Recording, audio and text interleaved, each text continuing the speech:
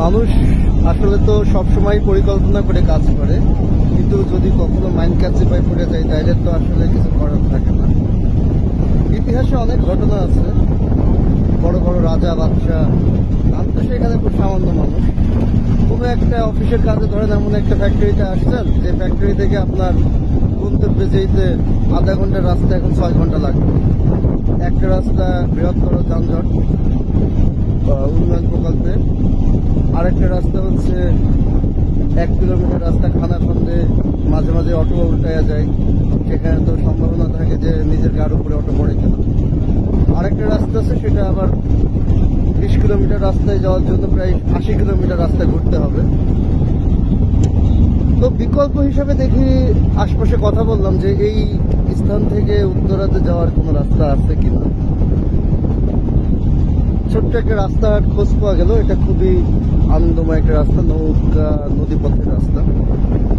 আপনারা ইতিহাস ঘাটলে দেখবেন যখন বড় বড় রাজা বাদশাহ চারিদিক থেকে আক্রমণের শিকার হয়েছে তখন তারা নদীপথকে সেফ জোন হিসাবে বেছে নিয়েছে।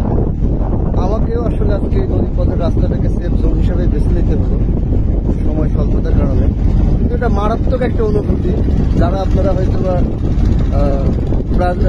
Prado, range rover, land cruiser নিয়মিত যাতায়াত করেন, ঠিক তাদের কাছে এই অনুভূতিটা কেমন লাগবে জানি না। তবে আমরা যারা গ্রামে ছোটকালে নৌকায় চড়ছি, তালিয়াডাঙ্গায় চড়ছি, ডিঙি নৌকায় চড়ছি, কলা গাছের ভেওয়ায় চড়ছি, তাদের কাছে এই অনুভূতিটা একটা অন্যরকম। নদী পথের রাস্তা খুবই আনন্দদায়ক এবং মজাদার সেই মুহূর্তের স্মৃতিগুলো। আজকে সেই রাস্তাটা ব্যবহার করছি সময় স্বল্পতার কারণে, খুবই ভালো। রুটটা অনেক সুন্দর, অল্প সময়েই কাছাকাছি যাওয়া যাবে। তারপরে হয়তো আবার অন্য একটা রুট ব্যবহার করব। আপনারা যারা কাশিমপুর থেকে নদী পথে বেড়াইতে চান, এখন অনেক পানি, আপনারা চাইলে এই রাস্তা মাঝে মাঝে ব্যবহার করতে পারেন। এক সময়ও বাঁচলো, দুই কিছুটা বিনোদনও পাইলেন।